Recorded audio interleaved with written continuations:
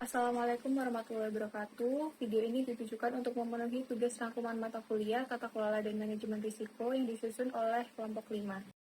Pertama-tama, izinkan kami memperkenalkan diri kami terlebih dahulu. Perkenalkan, nama saya Andra Andira Eka Puspita dengan akhiran MPM 220. Perkenalkan, nama saya Muhammad Diovan Arsa, MPM akhiran 209. Perkenalkan, nama saya Alivia Adiana dengan NPM akhiran 206. Nama saya Imam Muzaki dengan NPM akhiran 219. Perkenalkan, nama saya Nabila Zunarini, NPM akhiran 225. Perkenalkan, nama saya Muhammad Arya Maulana dengan NPM 220130100198. Perkenalkan, saya Adinati Ameliasari dengan akhiran NPM 205. Tugas RMK ini mengambil materi dari buku Fundamental of Risk Management, Understanding, Evaluating, and Implementing Effective Enterprise Risk Management edisi ke-6. Masuk ke materi pertama dari chapter 16, yaitu pengendalian perlakuan risiko untuk risiko bahaya. Masuk ke materi jenis kontrol. Sistem klasifikasi risiko yang disarankan dalam The Orange Book sebagai berikut. Yang pertama ada pencegahan. Pengendalian ini dirancang untuk membatasi kemungkinan terwujudnya hasil yang tidak diinginkan. Semakin penting menghentikan dampak yang tidak diinginkan, maka semakin penting pula penerapan pengendalian preventif yang tepat. Lalu yang kedua ada korektif. Pengendalian ini dirancang untuk membatasi ruang lingkup kerugian yang mengurangi hasil yang tidak diinginkan yang telah terjadi.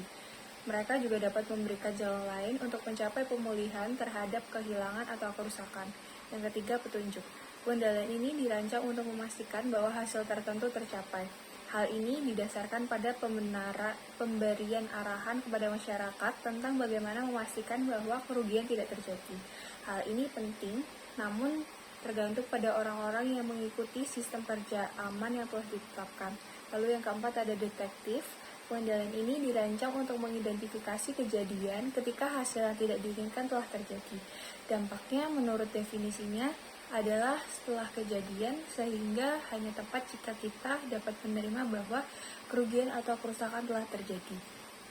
Materi selanjutnya akan dijelaskan oleh rekan saya. Baik, di sini saya akan menjelaskan materi mengenai zona risiko bahaya.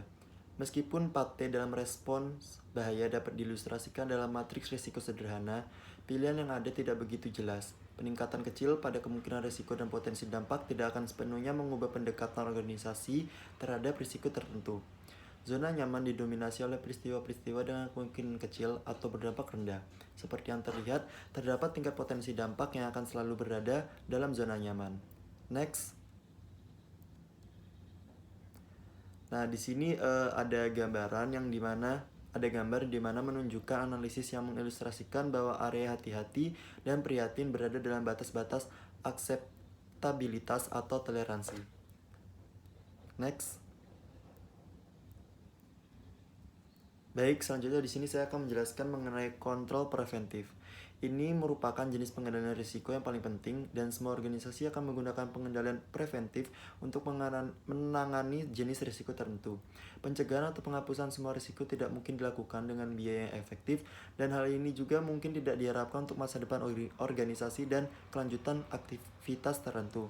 Contoh pengendalian preventif mencakup pemisahan tugas di mana tidak ada orang yang mempunyai kewenangan untuk bertindak tanpa persetujuan orang lain ketika membayar tagihan atau penggunaan penghalang atau pelindung pada mesin.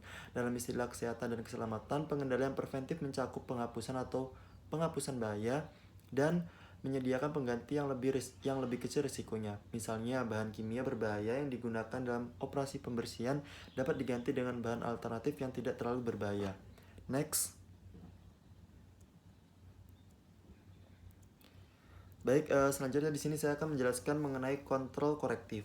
Pengendalian korektif adalah pilihan berikutnya setelah diputuskan bahwa pengendalian preventif tidak layak secara teknis, tidak diinginkan secara operasional, atau hemat biaya. Pengendalian korektif akan memperbaiki hal-hal setelah suatu peristiwa terjadi tetapi perlu diterapkan sebelum peristiwa tersebut. Mereka mampu memberikan hasil yang sepenuhnya memuaskan, di mana tingkat risiko saat ini dikurangi hingga sesuai dengan selera risiko organisasi. Contoh pengendalian korektif sendiri adalah perbaikan perangkat lunak pada sistem operasi, kebijakan karyawan baru, atau mengambil tindakan disipliner. Next. Baik, selanjutnya di sini saya akan menjelaskan mengenai kontrol direktif. yang dimana organisasi akan terbiasa dengan pengendalian direktif karena staf perlu diberi tahu cara yang benar dalam melaksanakan tugas tertentu. Ketika tugas melibatkan tingkat risiko, prosedur terdokumentasi bersama dengan informasi, pelatihan, dan instruksi dapat dilihat sebagai pengendalian direktif. Oleh karena itu, pengendalian direktif kemungkinan besar diterapkan untuk sebagian besar resiko, terlepas dari apakah jenis pengendalian lain juga ada. Contoh dari pengendalian direktif sendiri adalah persyaratan yang untuk memakai alat pelindung diri saat melakukan aktivitas yang berpotensi membahayakan. Staf perlu dilatih dalam penggunaan peralatan yang benar dan diperlukan tingkat pengawasan untuk memastikan bahwa peralatan tersebut digunakan dengan benar. Baik, untuk materi selanjutnya akan dijelaskan oleh rekan saya. Baik, materi selanjutnya merupakan kontrol detektif. Kontrol detektif adalah prosedur yang mengidentifikasi kapan bahaya telah terjadi. Artinya, pengendalian tersebut akan diterapkan setelah kejadian tersebut terjadi. Namun, dapat dibenarkan dalam keadaan tertentu jika pengendalian lain tidak dapat sepenuhnya menghilangkan risiko tersebut. Next, yaitu pengendalian hemat biaya. Di sini ada ilustrasi dari pengendalian hemat biaya. Next, sumbu horizontal terhadap peningkatan biaya pengendalian atau sumbu vertikal dengan menjumlahkan total biaya pengendalian dan potensi kerugian ekuivalen untuk setiap tingkat pengendalian. Gambar tersebut menggambarkan bahwa terdapat tingkat pengendalian optimal yang mewakili biaya gabungan terendah sebagai jumlah biaya pengendalian dan tingkat potensi kerugian.